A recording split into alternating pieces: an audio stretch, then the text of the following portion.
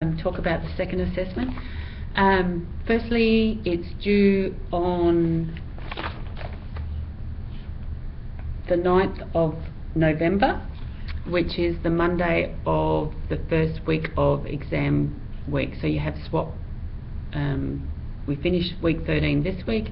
You have a week off to study normally if you were having exams, and then it's due on the Monday. So Monday the 9th, it'll be open up until midnight in Safe Assign, so just upload it to there, once again as a Word document. I suggest you also have a look at the podcast around the feedback from Assessment 1, because there's some general feedback in that would be pertinent for this assessment as well. Firstly, I'd like to say it's an essay, so you need to have an intro, body and conclusion. An introduction is telling me what's going to come ahead, and body is your content and discussion and analysis, and your conclusion is a summary of your key concepts that you discussed in the essay. Secondly, I'd say it's a critically reflective essay, so I'm expecting I statements that are supported by literature and the subject content. And when I talk about subject content, it's really about going through those weekly topics and pulling out what did I learn each week that I need to demonstrate to the reader that I learned something. Yeah? The three questions: why do you think it's important for social workers to have knowledge, understanding, analysis and critical reflection of the nature and operation of human service organisations?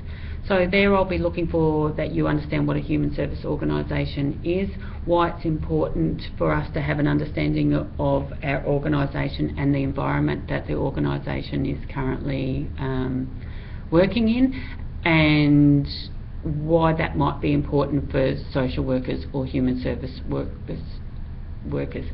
And if you're not a social worker, I would suggest, and even for the students studying social work, it's about going back to what's important, what is integral for social work is around that social justice, human rights and power dynamic.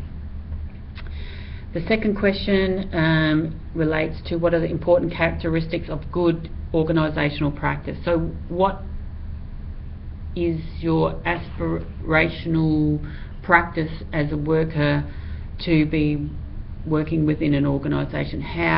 What are some important concepts that you want to be mindful of when you are working in an organisation?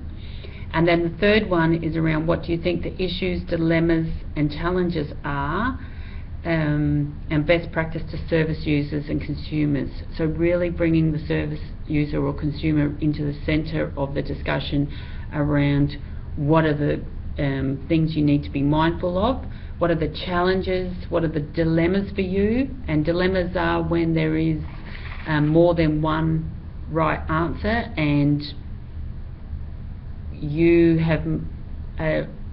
respond in a certain way and you are able to articulate why you responded that way. It might be to do with your own values, it might be to do with organisational policy, it might be to do with beliefs and expectations of the profession or values of the profession.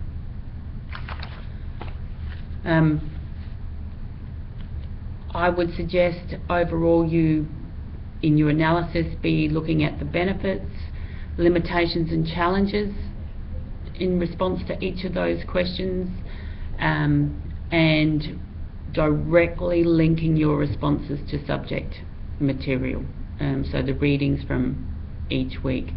So at the end of it, I would think that you would be able to go down and look at the subject topics from the subject outline and see reference to your learning from each of those topics within this essay.